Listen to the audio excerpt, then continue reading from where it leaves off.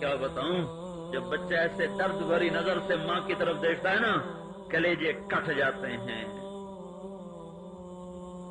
اے میرا اللہ اس ماں سے زیادہ مہربان ہے۔ اے ہے یہ ظلم نہ کرو، یہ ظلم نہ کرو۔ پورا مہینہ گزر جائے ایک نماز نہ پڑھو، یہ کیسا ظلم ہے۔ جمعہ بھی چھوڑ دو، سال ہا سال گزر جائیں کبھی قرآن کھول کے نہ دیکھو۔ ایک دن بھی ایسا نہ گزرے جس میں تم گالی نہ نکالو۔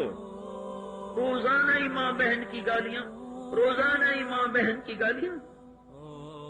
ایسا مہربان اللہ،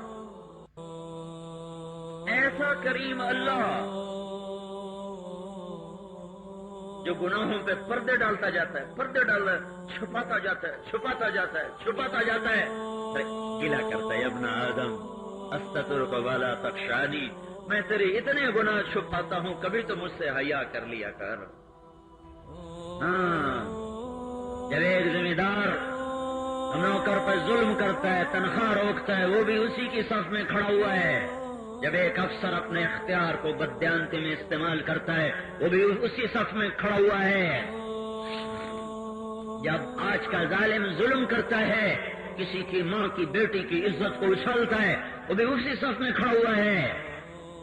یہ بھی غلط ہے کہ اللہ پہ بخشش چھوڑے سی، یہ بھی غلط ہے کہ ساڑی توبہ کوئی نہیں، ساڑی بخشش کوئی نہیں۔ ہاں، اللہ تعالیٰ قانون لے کر آئے گا، قاتل مقتول ظالم مظلوم میں فیصلے کرے گا، مجرم محرم میں نکھیڑا کرے گا، اور اللہ یہ بھی کہتا ہے تو توبہ کر میں معاف بھی کروں گا، تو توبہ کر میں معاف بھی کروں گا۔